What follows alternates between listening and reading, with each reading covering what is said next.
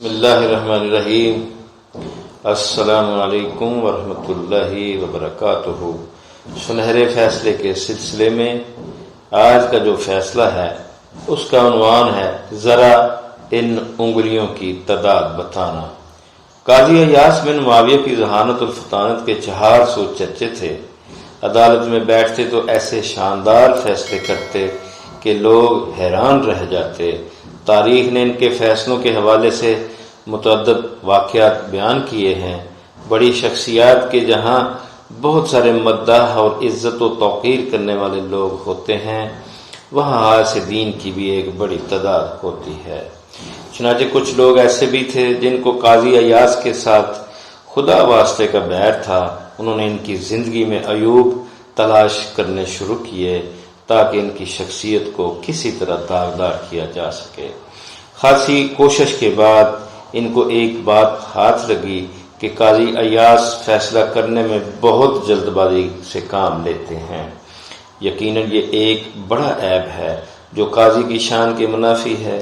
سنجیدگی اور متانت کا تقاضا ہے کہ فیصلہ کرنے سے پہلے خوب غور و فکر کیا جائے اور اس کے بعد فیصلہ سنایا جائے۔ حاسدین نے ان کے بارے میں لوگوں میں یہ شوشہ چھوڑ دیا اور رفتہ رفتہ عوام میں یہ بات مشہور ہوتی گئی کہ قاضی صاحب فیصلہ کرنے میں بڑے جلد باز ہیں۔ ادھر قاضی ایاس بن معاویہ کو بھی حاسدین کی یہ چہمہ کے بارے میں معلوم ہو گیا۔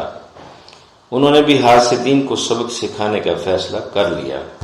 قاضی ایاس نے نہایت ادب سے ان لوگوں کو اپنی مجلس میں بلایا، ان کی خوب عزت کی، ان کو خوب کھلایا پلایا اور پھر گفتگو شروع کی۔ اس دوران میں اچانک انہوں نے اپنے ہاتھ کو بلند کیا اور کہنے لگے، ساتھیو ذرا بتانا ان انگلیوں کی تعداد کتنی ہے؟ حاضرین مجلس نے ایک نظر ان کے ہاتھ پر ڈالی اور یک زبان ہو کر بولے، 5 ہیں جناب، پوری 5۔ قاضی ایاس بن معاویہ نے ان کی طرف تبسم بھری نظروں سے دیکھا اور فرمانے لگے، ساتھیو تم نے جواب دینے میں اس قدر جلدی کیوں کی؟ تم 1 2 3 4 5 تک گن کر تھوڑی دیر انتظار کرتے، غور و فکر کرتے اور قدر توقف کے بعد جواب دیتے۔ وہ کہنے لگے، قاضی صاحب اس میں انتظار اور توقف کی کیا ضرورت ہے؟ جس چیز کی گنتی ہمیں معلوم ہو بھلا اس میں توقف کیوں کریں؟ اب قاضی ایاس نے نہایت اطمینان اور سکون کے ساتھ ان سے کہا، جب میرے پاس مقدمات آتے ہیں میں فریقین کی بات سننے کے بعد فوراً ہی معاملے کی تہ تک پہنچ جاتا ہوں، تو پھر فیصلہ سنانے میں کیوں دیر کروں؟ قاضی ایاس نے اس مثال سے معترضین کو جواب دے دیا۔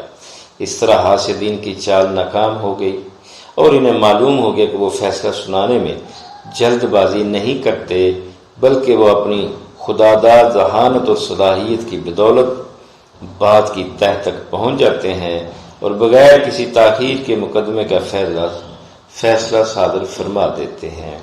حاضرین مجلس وہاں سے اس طرح رخصت ہوئے، وہ اچھی طرح سے قاضی ایاس کی ذہانت کے قائل ہو گئے اور ان کے خلاف مجالس میں جو گفتگو کیا کرتے تھے اس سے باز آ گئے۔